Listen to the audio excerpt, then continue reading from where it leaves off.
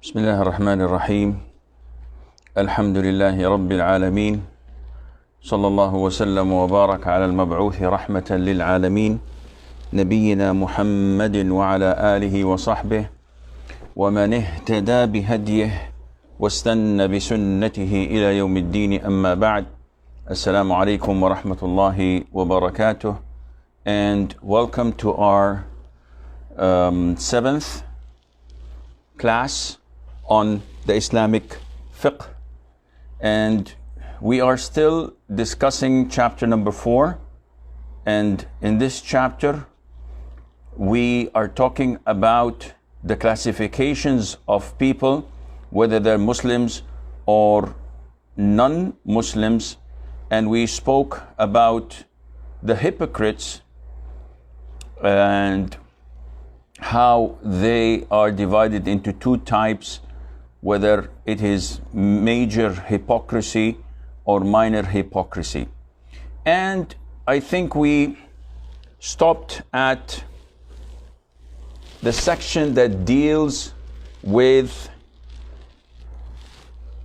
the basic rule of people's life and property.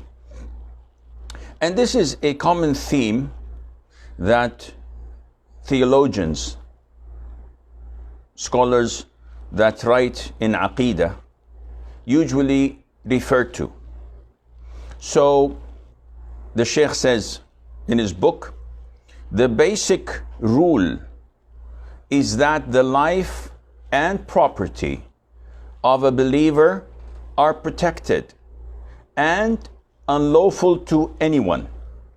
With regard to a non-believer, they have no such protection. However, this does not apply universally and to all. An unbeliever may have protection because of his pledges or his promise of security and loyalty.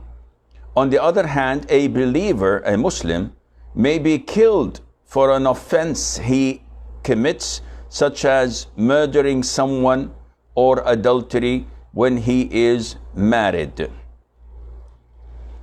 This statement needs clarification because a lot of misunderstanding may occur to enthusiastic Muslims when they read such phrases.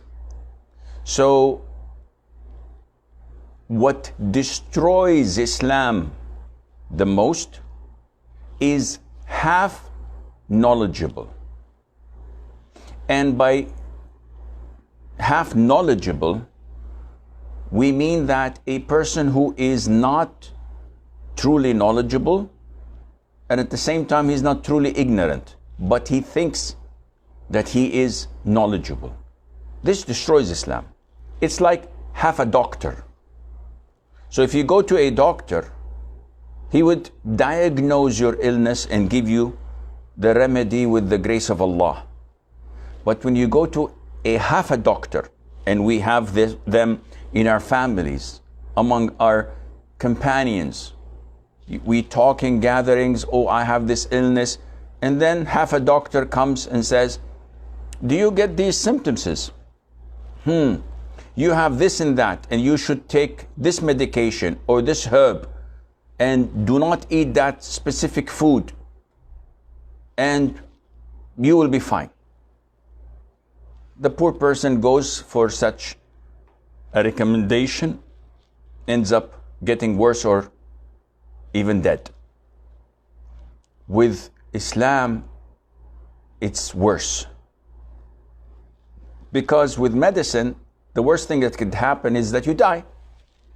Eventually, you're gonna die this year, next decade. Inevitably, you're gonna die. But when it comes to religion, now we have a serious problem.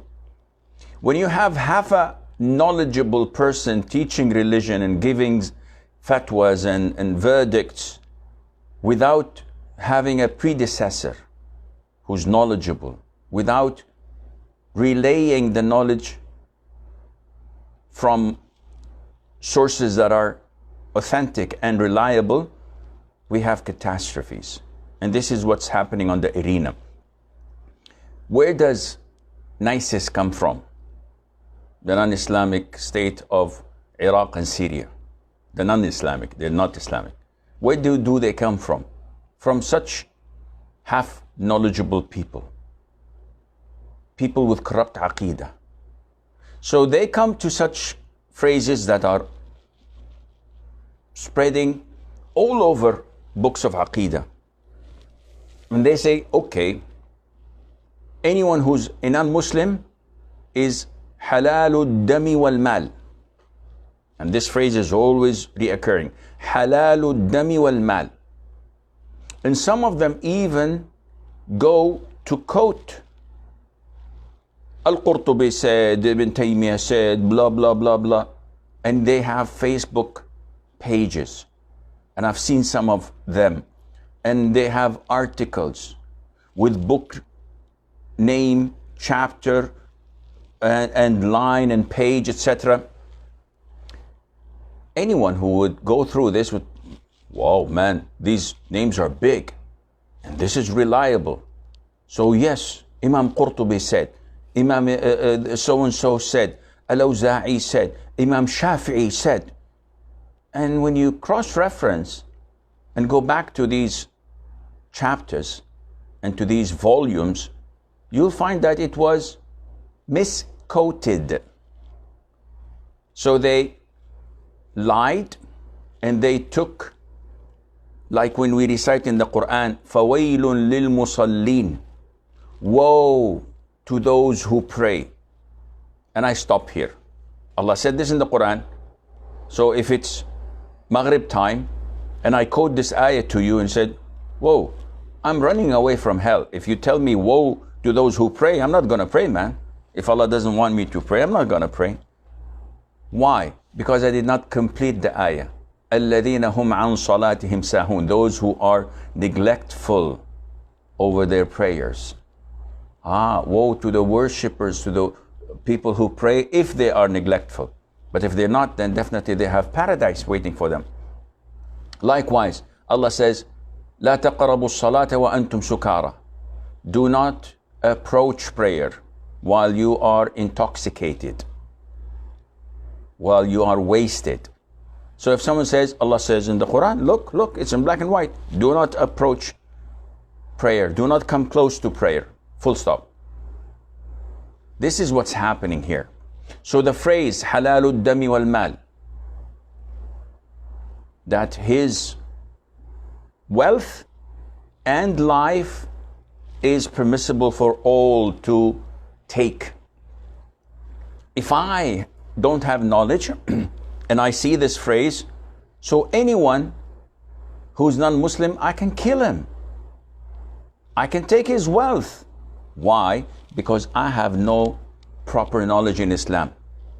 If you go to the books of Ahlul Sunnati wal Jama'ah, if you go to the books of Al-Imam al-Shafi'i, Ibn Taymiyyah, Imam Muhammad Abdul Wahhab, all the great scholars of Islam, you will see that they say that a non-Muslim is divided into different types. There is the dhimmi, there is the mu'ahad, there is the musta'man, and there is the harbi. What are these classifications?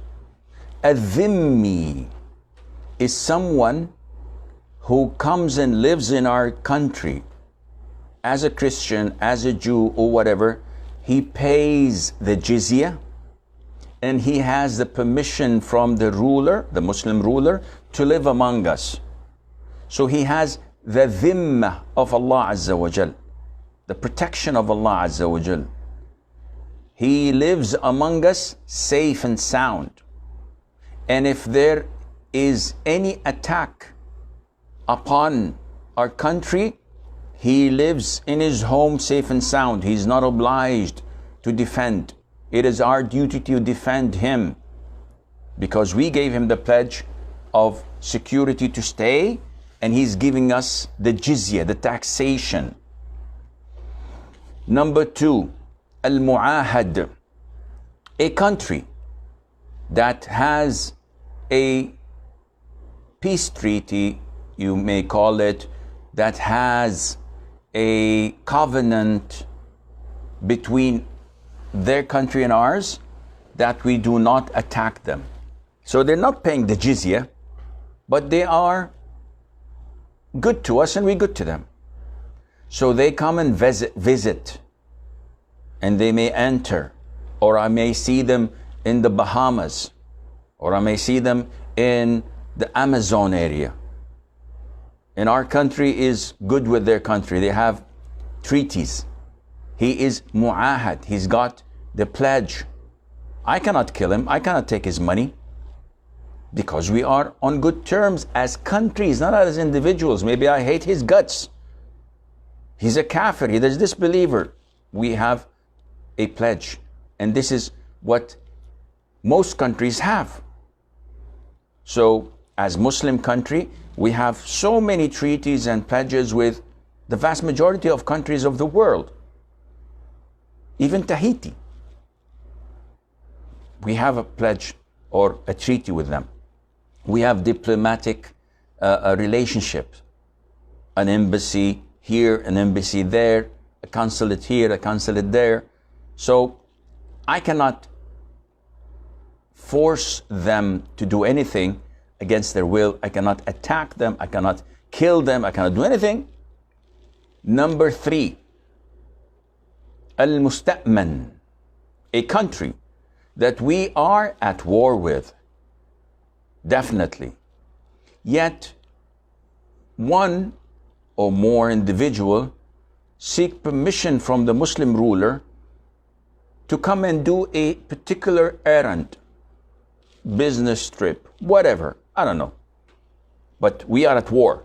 And, for example, ambassadors coming to convey a message.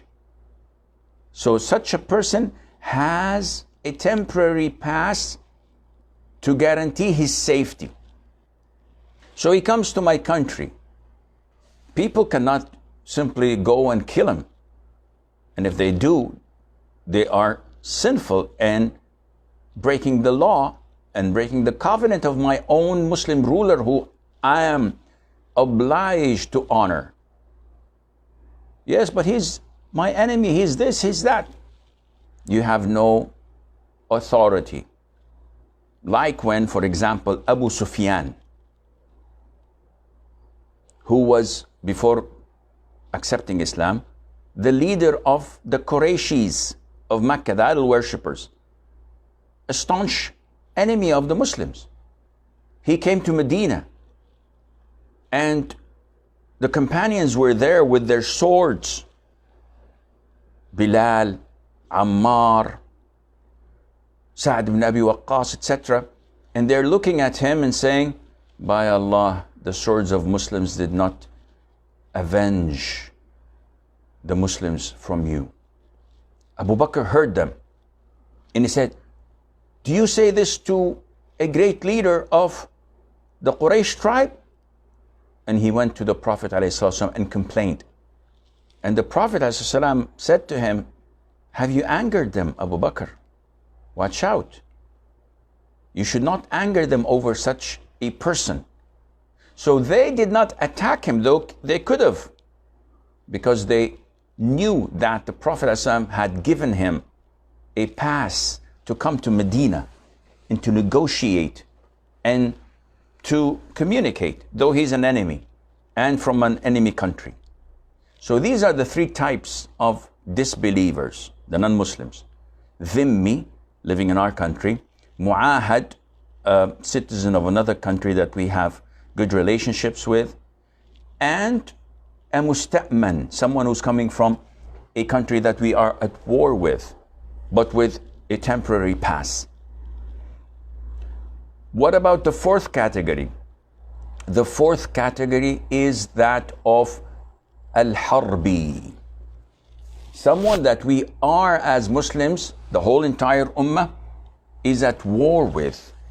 And we have no covenants with them. We have no pledges. We have no treaties with them. Such a country the people of such a country are considered to be halal for the Muslims to kill and to take their wealth, because they are our enemies. And one who said, oh, this is barbaric. Is it? So if a Western soldier saw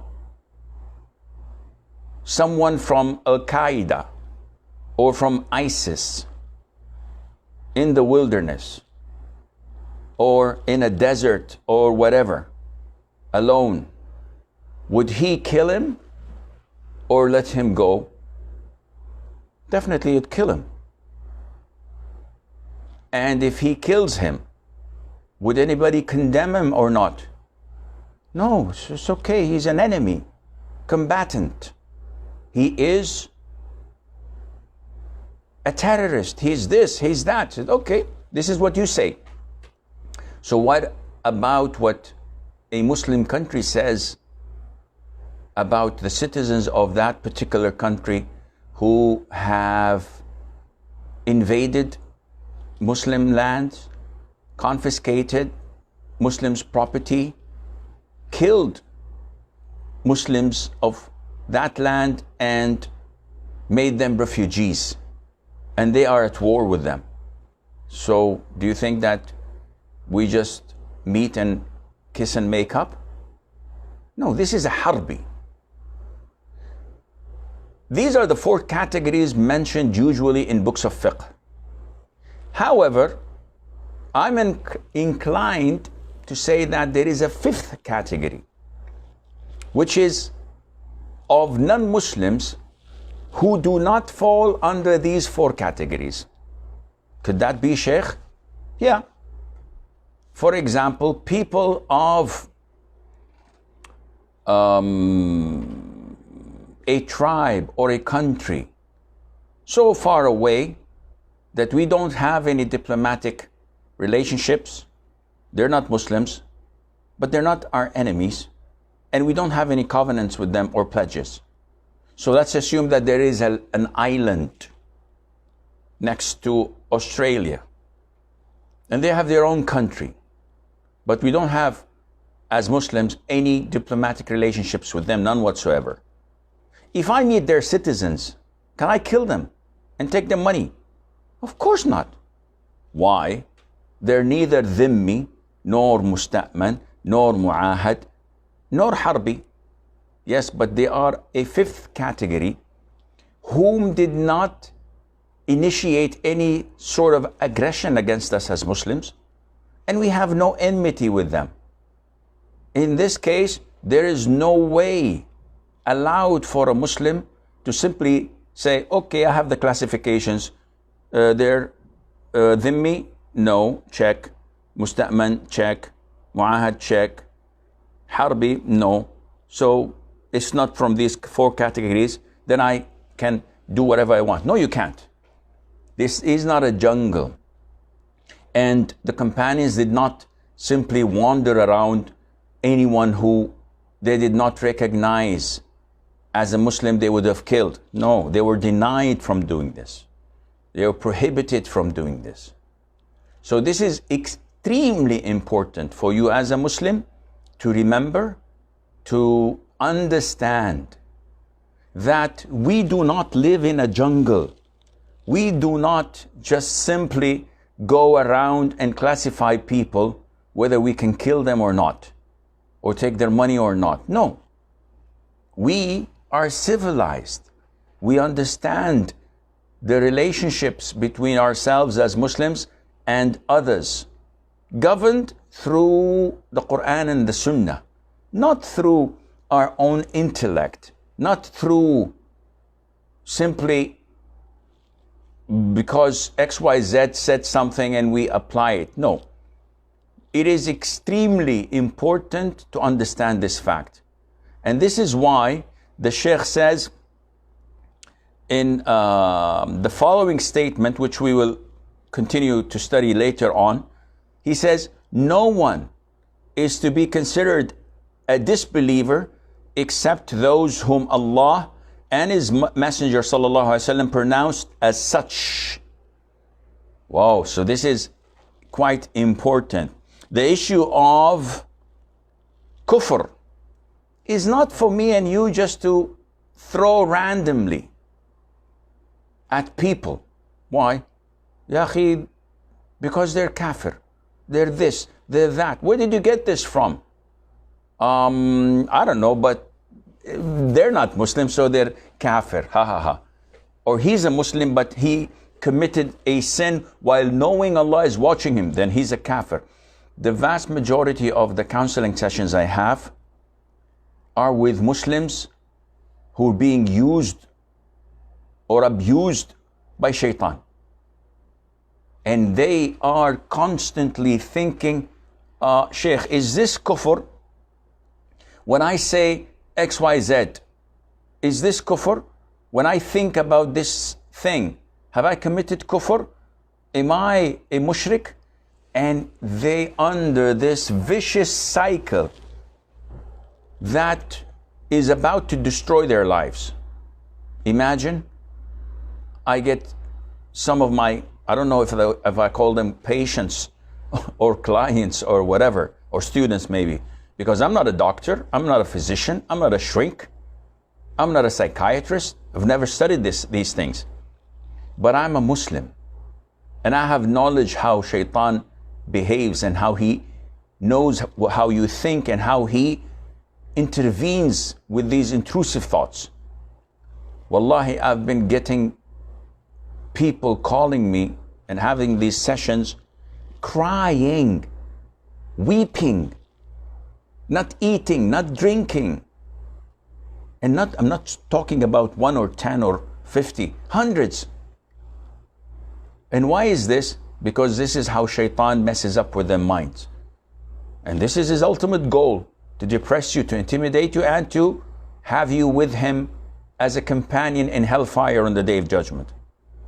It's you who's opening the door for him. So once you learn, once you get the knowledge, the proper knowledge, my job is not to convince you.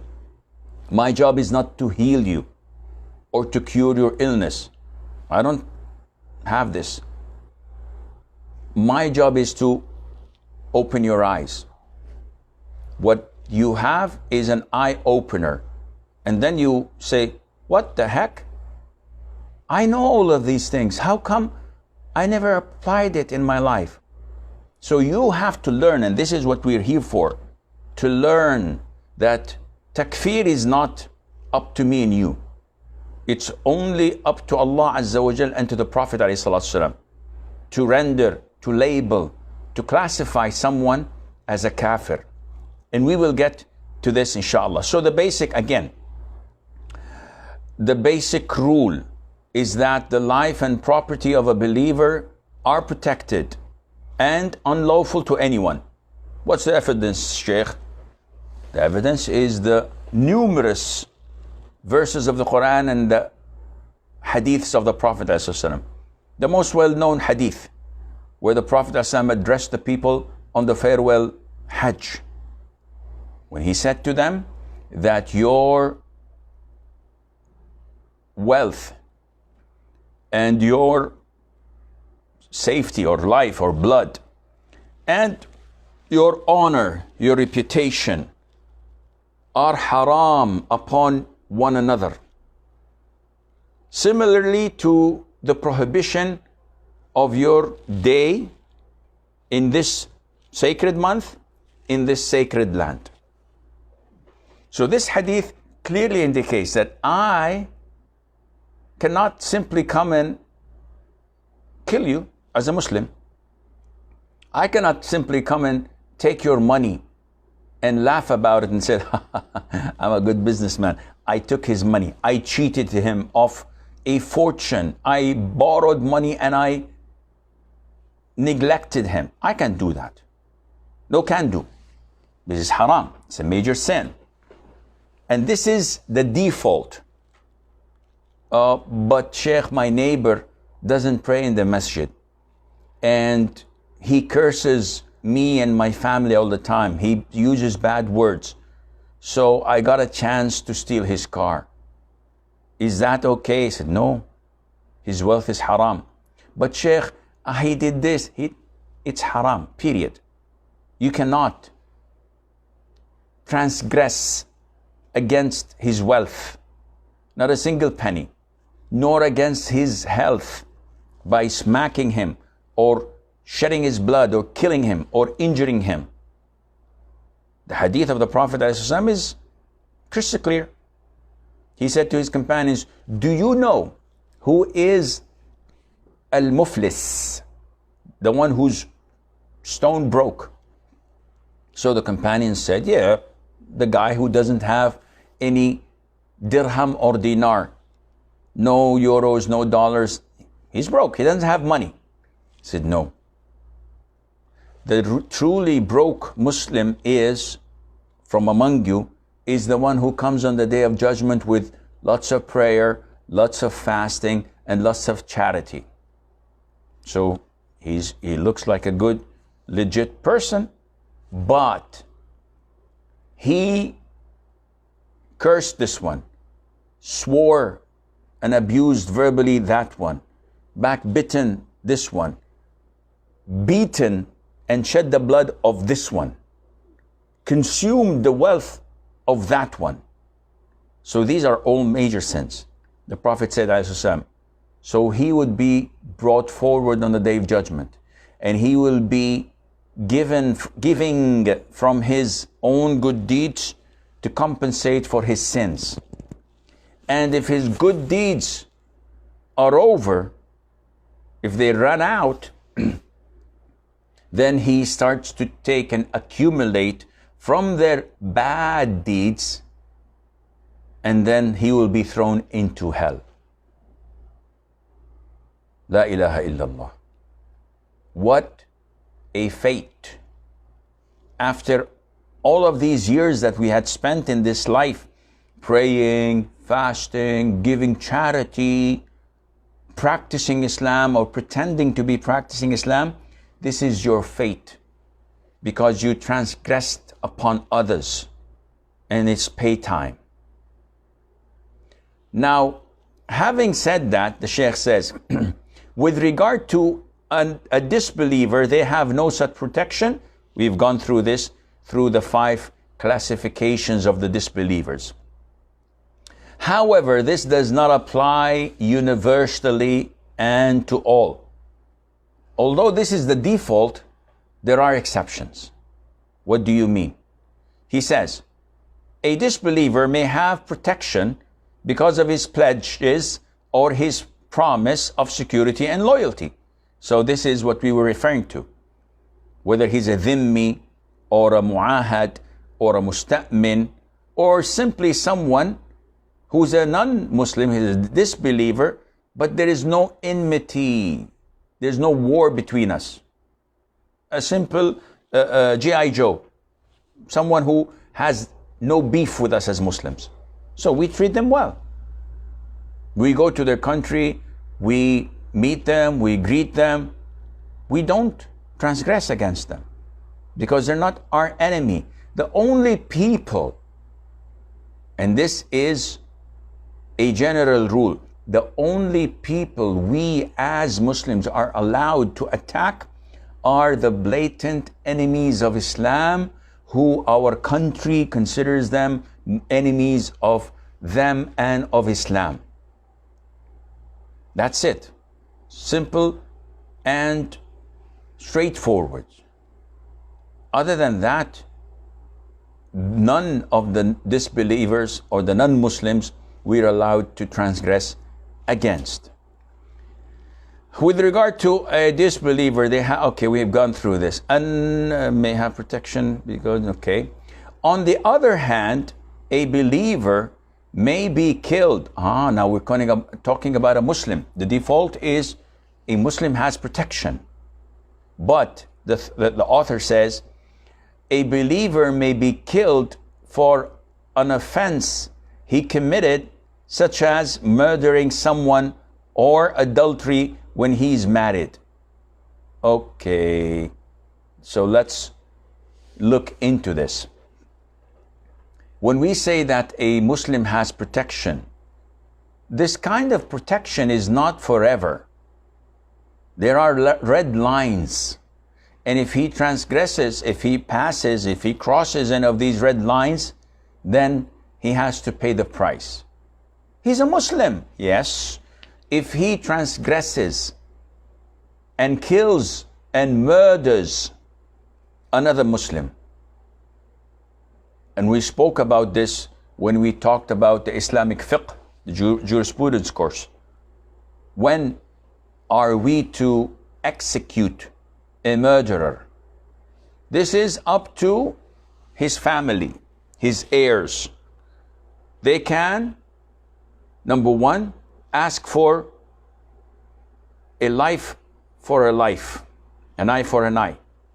So he killed our brother, our father, our relative. We demand that he's executed. The Muslim ruler kills him. Or we may take the blood money, or we may forgive him altogether. So this is a murderer. And what about a Muslim man who is married, or was previously married, or is a widow, and he commits adultery? And he either confesses, or he's caught red-handed, and there are 4 male Muslim witnesses testifying that they've seen the genitals in one another. So the punishment for such a crime is execution, stoning till death. The third reason for justifying killing a Muslim is that when he commits the act of apostasy, when he exits the fold of Islam, when he changes his religion from Islam to any other religion, the Muslim ruler appoints a panel of Muslim judges to interrogate him, to try to advise him, to try to bring him back to Islam and put some sense into his mind. If the person is adamant and he is defiant and he does not want to comply, they tell him that the punishment of such an action is execution, you'll die. And if he still insists, then they issue their verdict and give it to the Muslim ruler. The Muslim ruler looks into it and then orders his directive for this person to be executed. These 3 cases were mentioned in the authentic hadith. When the Prophet said, alayhi salatu wasalam, it is not permissible to shed the blood of a Muslim, meaning to kill a Muslim, except with 3 things.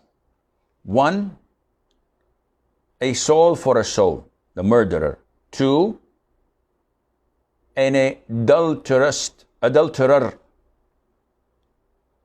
3, the one who abandons the majority, the jama'ah, and leaves his religion. And in all these 3 things, the only person permitted to execute such a punishment is only the Muslim ruler or his deputy. The Muslim judge does not have this authority. He gives the ruling, but he does not execute it. Only the Muslim ruler or whom he deputizes can carry out this punishment. So it's not for Tom, Dick, or Harry. It's not for those who claim that honor killing is permissible and there's nothing honorable in such murders. A woman fornicates, her brother, her father are hot-blooded, they assign someone to kill her. This is murder, and they will be admitted to hellfire. It's not their call.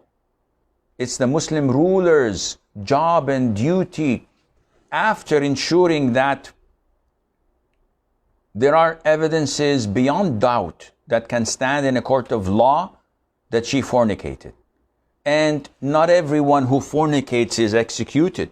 If she was not previously married, it's only flogging, 100 lashes, not killing. So lots of the Muslims have their religion confused due to their lack of knowledge. So this is something that must be understood when a person learns his aqeedah. Okay, what about the wealth, Sheikh? When can we take a Muslim's money?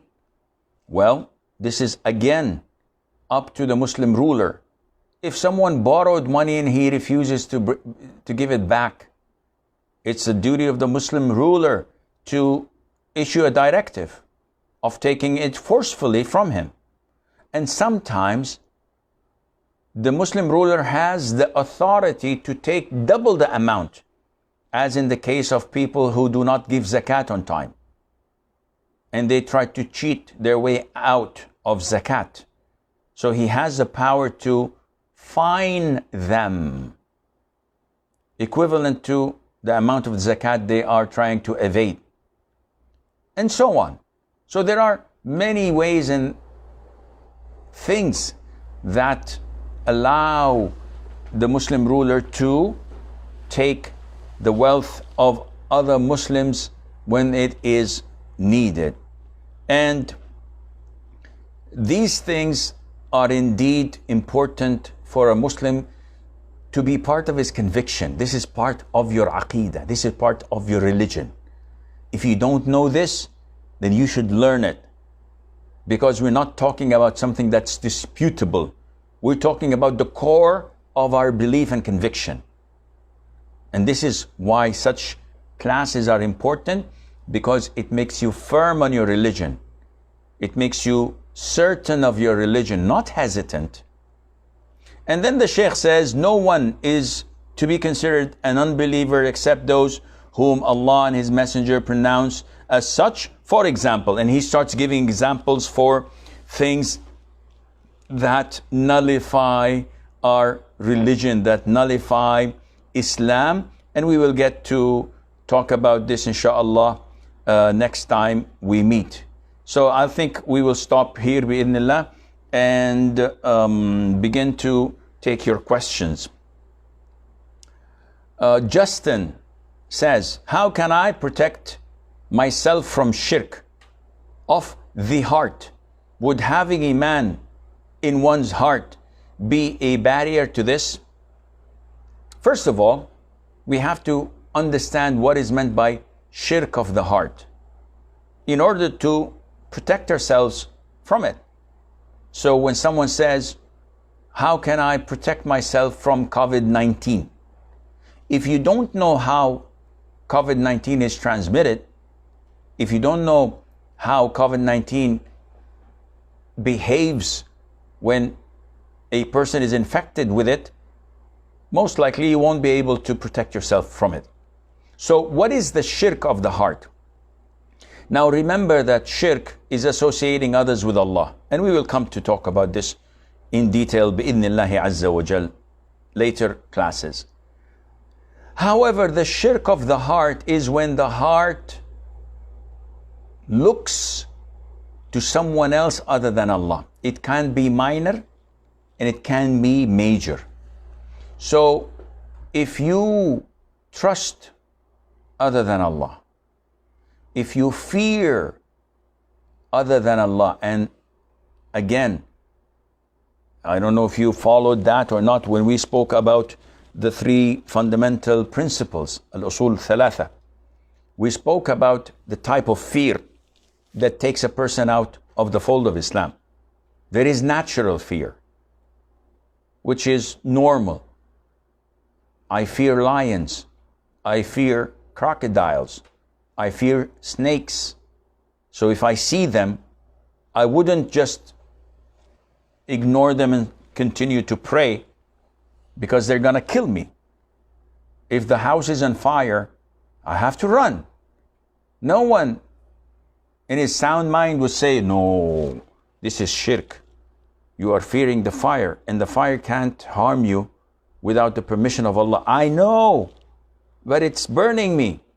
Yeah. If you had strong iman like Ibrahim, Allah would save you. Who says that? Allah told me to take the means and get the heck out of here. Run. Simple as that. And so many times people mix and confuse these great things. So one person once asked, Sheikh, if I am praying in the masjid, like I think it happened once in Indonesia, the land of my great-grandfathers, and the imam kept on praying while the whole masjid was trembling and about to fall on his head. So one said, Sheikh, if I were in a similar situation, or for example, if I was praying and a lion is sniffing and approaching to, I don't know, he's not interested in a deodorant for sure. So the lion is coming and getting closer. Should I continue salat? What kind of question is this? So I said, if you can maintain your wudu, you may continue to pray. But usually people in such situations would either wet themselves or even do something even worse. So no, Allah told you to take the means and run, and not to wait for it. And this is not shirk. This is known as natural fear. The fear that is shirk is the one that people have in their heart that is equal or superior to the fear of Allah Azza wa Jal. So you would not do a particular thing, yet you have no problem in sinning or committing another sin while Allah is watching you. And trusting other than Allah, depending on people, having your heart 100% connected to an individual who promised you to find you a job. And when someone tells you, Akhi, make dua to Allah that He facilitates this job for you. No. The only person who can get me this job is so and so. So your heart is totally diverted towards this creature rather than Allah Azza wa Jal. Shirk of the heart is when someone tells you, swear by Allah that you did not steal the mobile phone. And you said, yeah, Wallahi, I did not steal the mobile phone. So what? So okay, swear by your sheikh or by your peer or by the Prophet that you did not steal the mobile. He said, I can't do that because I'm afraid that their wrath would fall upon me. Yeah, I took the mobile. I'm not gonna lie. So subhanallah, swearing by Allah is no problem. Swearing with your peers or with your walis or with Jilani or Tijani or Badawi is a major sin that you refrain from doing. All of these things are shirk. Usually people don't have this in their hearts.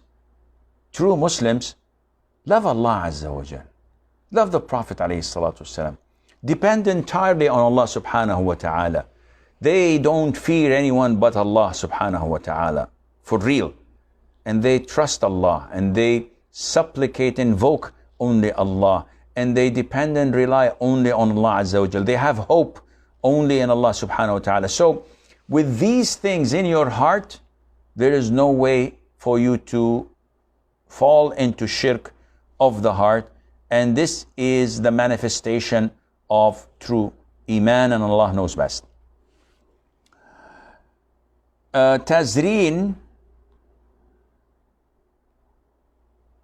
says, if we are in an area where the only masjid is of extreme railways doing blatant shirk, should we attend Jumu'ah? It's a rule of thumb that the prayer behind a mushrik is not permissible. But first, we have to ensure that that individual is a mushrik. So if the Imam clearly calls the Prophet ﷺ, "O Prophet of Allah, do this for me, protect us from what calamities we're undergoing. O Prophet of Allah, do this for that." Or if he believes that only the Prophet knows the unseen, alayhi salatu wasalam, if he believes that the Prophet is hazir nazir, he's around us and he hears us and he is capable of doing whatever we ask him to do, and he controls the universe as if he controls and sees the palm of his hand, this is blatant shirk. You don't have to be a rocket scientist to know that. So such an Imam, you definitely can't pray Jumu'ah or normal prayers behind him. So what to do? The only way possible is to look for a masjid that the Imam is a follower of Ahl Sunnah wal Jama'ah, or a Hanafi masjid, or a Shafi'i masjid, anything that is not Brelvi or not committing shirk. And if this is not possible, then you have to look into your area and see if you can find 3 or more Muslims, brothers who follow the Sunnah, who have correct Aqeedah, and you guys make your own Jum'ah in a room or in a hall or somewhere, so that you would fulfill this great ritual, and Allah knows best. Rashid Kasmani, I think, says, "Can we pay electricity bill with interest money? As I was told by someone it's okay. Please enlighten me with correct, authentic information." First of all, Rashid, what is the classification of interest money? What is it? Halal or haram? Definitely it's haram. No one doubts this. So interest money that are generated by bank accounts, the conventional bank accounts, this is riba. What is the ruling on consuming riba? It's one of the major sins in Islam. So what do we do with it? Well, if there is no other Islamic bank around and this interest is forced upon you, then you have to take it and to cleanse your wealth by giving it away to poor or needy Muslims. So in Muslim charity. Okay, can I use this interest money to pay my utility bills? The answer is, have you benefited from your utilities, your electricity, your water, your mobile phone? I said, yeah. So you are ordered to pay them from your own earned halal money. And this means that you cannot utilize the interest money by giving it to such companies, because this would be using haram money for your own benefits, which is totally prohibited and not permissible. So you must cleanse your wealth by giving it to Muslim charity. Karima says, what if I lied to help a friend to preserve their dignity and not harming anyone? Lying is not permissible in Islam. The Prophet ﷺ told us in many hadiths, as it's found in the Quran as well, that lying is a major sin. However, the Prophet ﷺ made an exception to lie in 3 situations, as the hadith indicates. To lie at war. So if I'm at war and my enemy army is eavesdropping or listening to my communications, part of the strategy of war that we say, okay, I'm talking to the commander of the fleet of so-and-so, we're headed tomorrow at 600 hours to the north of this island to arrange an ambush, and I'm making sure that the enemy hears this, but actually I'm not. I'm going south to attack their base there. They can't come and say, you guys lied. You said you're going north and you went south. What is this? No, this is not lying. This is war, and it is permitted to do such things at war. I'm not having a covenant with you. I'm not having a peace treaty. This is prohibited for me to lie in. But other than that, this is strategy, and it's no problem in that. Secondly, we're allowed to lie, a spouse to his spouse or to her spouse. So the couple can lie to one another. But this is not generally speaking. This is related to what increases the love between them. And I always give this example.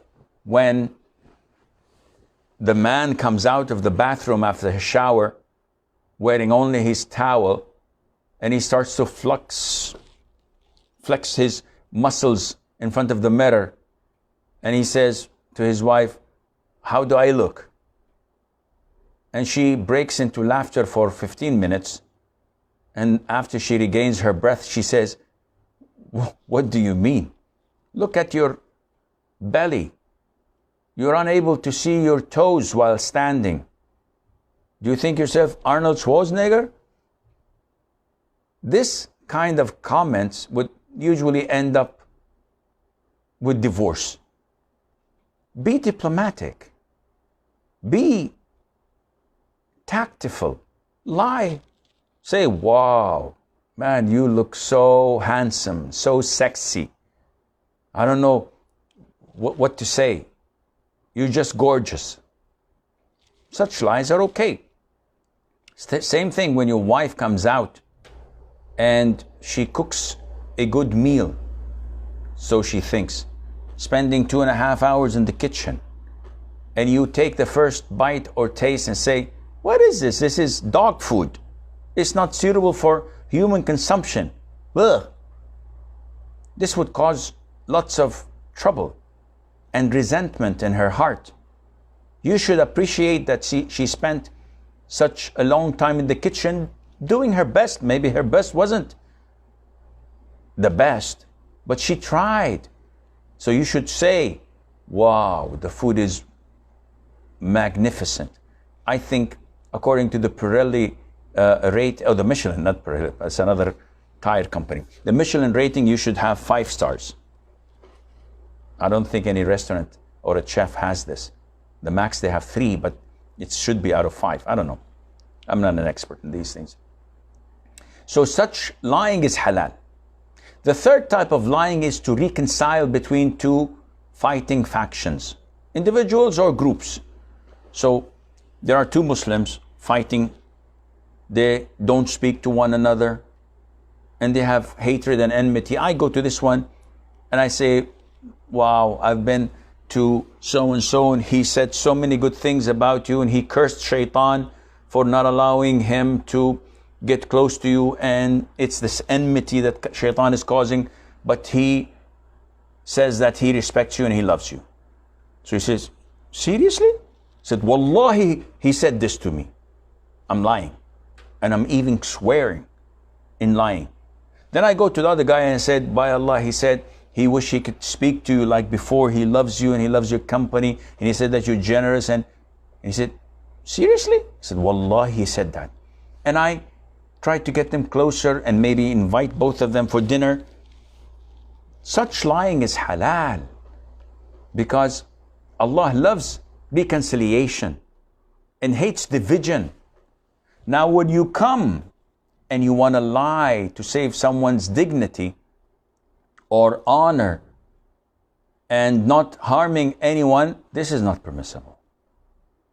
So to lie and say that, oh yes, Nadia, my cousin, she didn't go out with her boyfriend. She doesn't have a boyfriend, when I know that she does. So lying is prohibited. I can't lie. You may dodge the question if you want, so not to expose her, but to go into her defense by lying and covering up her sins, or to protect her honor, no, this is haram. If you are unable to say the truth, then at least do not contribute in falsehood. And this is an important rule that we have to implement as much as possible. Okay, Jannatul Firdausi. May Allah make us all in Jannatul Firdaus. She says, several times you refer to Hisnul Muslim, the fortress of the Muslim booklet. There is a hadith saying 7 times, Hasbunallah, La ilaha illahu, and 3 times, Raditu billahi rabban, in the evening and morning adhkar. The hadith is Hasan, Sohi, or whatever. I'm doing this adhkar daily, but you said that the hadith is not authentic. Now I'm very confused. What should I do? Please explain with reference. Is the Hisnul Muslim can be followed undoubtedly or not? First of all, if I can give you references out of the tip of my mind, would I be teaching you guys? I would be somewhere else with the major scholars doing this and that. I would be, whoo. I don't have this ability. Not because I'm old to remember, which is true, but it needs to be researched. I don't have the memory these guys have. So whatever I speak, I can't shoot from the hip.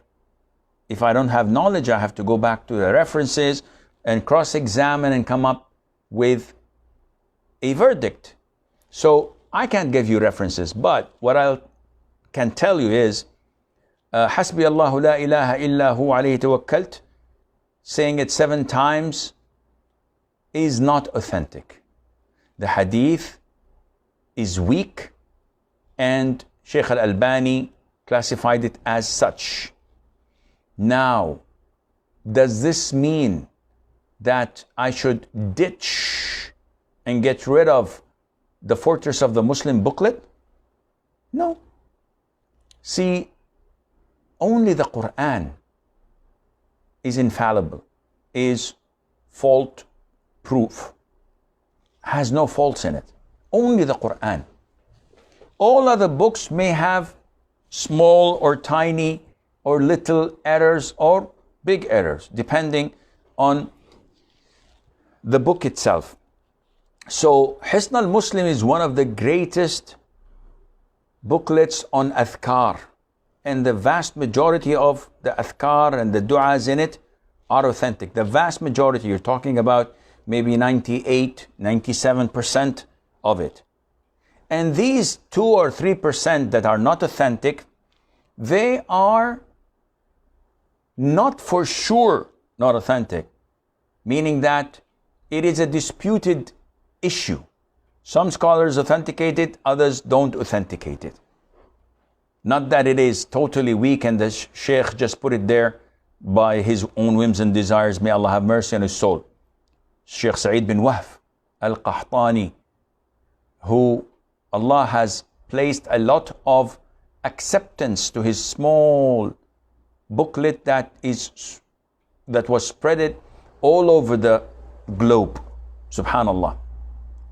So the hadith is weak, yes, but some scholars authenticated it. My stance is that we follow Shaykh al-Albani in the vast majority of what he said.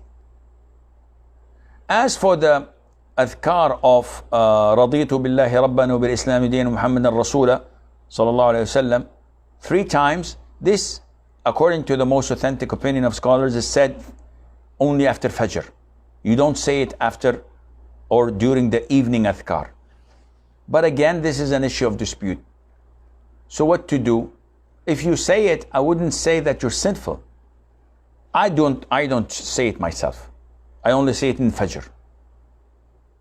But you can't simply say, I need a booklet that is fault proof. No, there isn't anything like that. You have to do your level best in finding and acquiring what is most authentic, and depend and rely on this fact by selecting and choosing a scholar of hadith who you accept his authentication, like fiqh.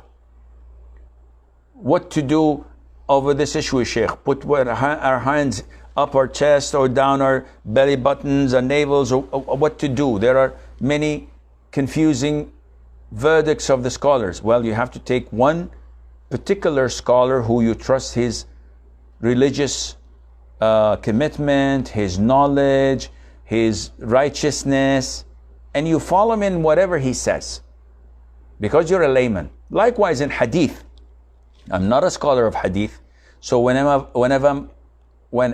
I'm blinded and not able to distinguish whether this is authentic or not, I go to my sheikh, who is Sheikh Al-Albani, and go to his references and see the latest he had written and commented on the grade of such a hadith, and act upon it, and Allah Azza wa Jal knows best. So this is all the time we have. Until we meet next time, I leave you fi amanillah. Wassalamu alaikum wa rahmatullahi wa barakatuh.